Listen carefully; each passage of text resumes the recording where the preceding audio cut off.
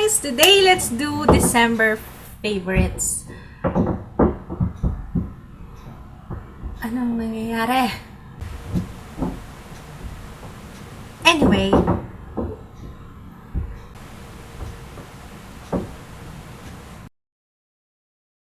hi guys! Today, let's do December favorites. Alam ko late na to. Sorry guys, I've been really busy. Galing kami sa vacation. Binyag ni Ju, and marami pang kaganapan ng nangyari. Galing kami sa Palawan. If you wanna watch the vlogs, ilalagay ko yung link sa description box. Okay, so let's move on. Let's get started sa aking December favorites. Mag-skincare muna tayo. Okay, so first skincare favorite is actually, ito lang yata ang skincare favorite ko ngayong December. Okay, this December, itong Hamilton Sunblock Broad Spectrum Sunscreen Milk and SPF 80. It is water resistant and good for 4 hours. Ito yung gamit ko nung nagpalawan kami. Sa face lang, kasi sa body hindi na ako naglagay ng sunblock kasi naka-rash guard naman ako. Medyo umitim ako ng konti sa arms tsaka sa legs, pero carry lang, okay lang sa akin. Ang importante kasi sa face, kasi hindi lang naman sa pag-itim yung kailangan nating protect. Syempre, yung pag sobrang nagpapaaraw, nakakasira din ang skin yan. Diba? Okay, so, etong Hamilton Sunblock, I got this from Dermadent Center. If you're following me sa vlogs, doon tinry ko yung kanilang Aqua Glow Hydrating Facial. Oh, by the way, meron pala akong giveaway noon. Exclusive meet and greet plus pampering session with me. If you want details about it, ilalagay ko yung link sa description box kung interested kayo, kasi I will be choosing one winner on January 20 na makakasama ko sa pampering session ko sa Dermadent Center. I really like their Aqua Glow Hydrating Facial. It's like facial on another level. Parang ibang klaseng facial talaga. Hindi lang akong nakapansin, maraming nakapansin sa inyo sa vlogs na umokay daw yung skin condition ko. And yung talagang pinaka first na na-notice ko is yung appearance ng whiteheads and blackheads. Ang tagal bago lumabas ulit yung whiteheads and blackheads ko. Kaiba sa kanya is habang bina-vacuum yung yung mga kung ano-ano man sa face, yung mga impurities sa face. Meron din ni-spray na water, kaya very hydrating talaga siya. And ibang level talaga. Anyway, may experience yon ng magiging winner. So, if you're interested in joining my giveaway, exclusive meet and greet plus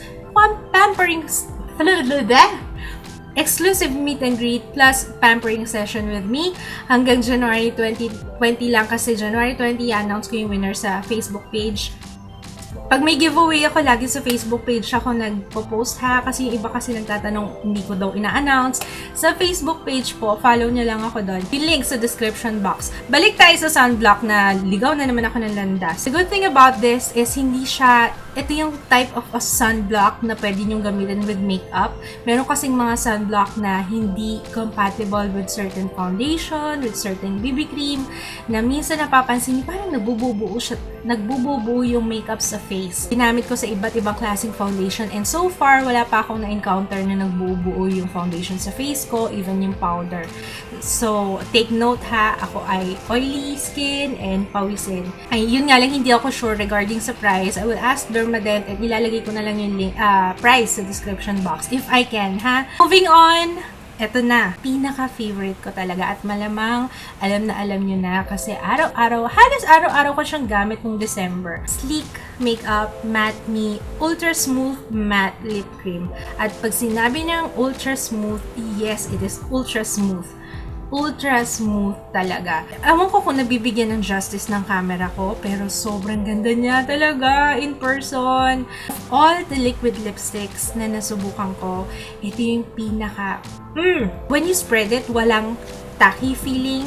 Kahit pag nag-set na siya, walang tacky feeling, and then solid siya. Alam niyo yun, parang solid talaga. Walang bitak-bitak, hindi nagiging uneven, and super ganda. It's super ganda ng color. Tingnan niyo naman. Okay, I will swatch for you. Medyo ma-pink siya ng konti, pero it's pink na nude pink. I think okay na okay to para sa mga morena na naghahanap ng nude pink na lipstick or nude pink na matte lip product. This is it, pansit. Once na nasuot nyo na siya, hindi nyo mafe-feel na meron kayong something sa inyong lips. Maraming magtatanong longevity, gano'n siya katagal sa lips. Like most liquid lipsticks, especially if you're eating oily food, expect nyo na dito sa loob matatanggal siya. Pero other than that, okay lang sa akin, walang problema kahit mag-reapply ako kasi I like it. Walang problema sa application, sobrang dali na application, easy to glide sa lips. Sobrang mahal na mahal ko yung lipstick na yan. Oh my gosh. You should try that. So next one is lashes. Since limitado na yung time ko pag makeup, nagsiskip na ako mag-false eyelashes.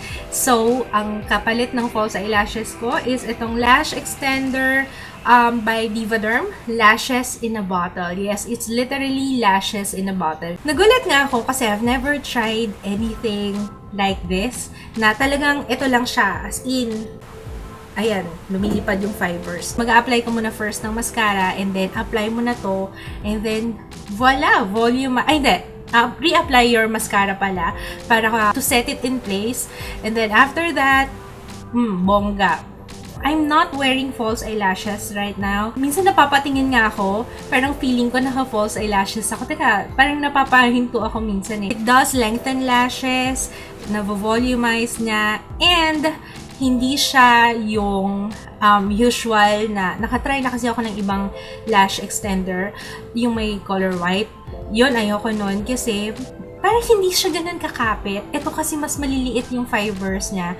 So, mas okay para sa aking sparse na eyelashes. Hindi siya kumakalat at the end of the day. Yun. Kung meron man, minimal. The only downside na nakikita ko is when you apply it, kailangan iwas nyo. Since maliliit nga yung fiber, kailangan nyo iwas nyo kasi kumakalat siya dito sa under eye area. Another downside, contact lens. Hindi kayo makakapagsuot ng contact lens when you use yung mga ganyan lash extenders kasi pag pumasok siya sa eyes, I can only imagine kung gaano siya kasakit. It's available sa Beautique Davao. If you're interested, ilalagay ko yung link sa description box. In combination with the Divaderm Lash Extender, ang ginagamit kong mascara is itong Nature Republic Ultra Mascara 1 volume. Hindi ko alam kung 1 talaga yung nakalagay. Anyway, eto siya. Kaya ko to binili sa Nature Republic kasi sabi ko, mura lang naman para magkasya yung 1,000 peso na gift certificate nung pumunta ako ng event kasi may free na 1,000. Kakuriputan talaga. If I'm not mistaken, wala pang 200 or 200 something. Basta mura lang siya. Natuwa naman ako kasi ito yung type ng mascara na gusto ko. Alam niyo yung pag in-apply niyo yung mascara, hindi bumabagsak yung lashes dahil yun nga yung problema ko din. May mga mascara na kapag in-apply ko, di ba magla-lash curler ako, tapos mag-a-apply ako ng mascara. Minsan bumabagsak yung lashes ko.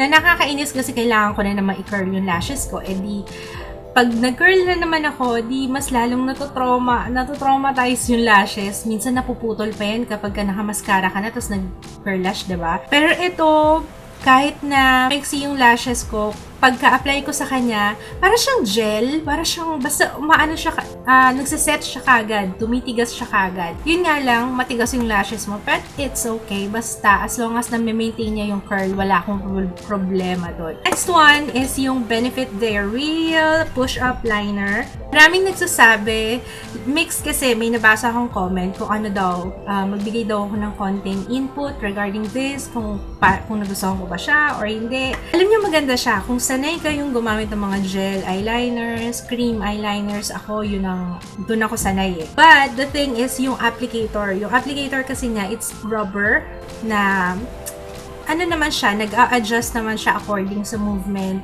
kung paano yung, kung anong klaseng eyeliner yung gagawin mo.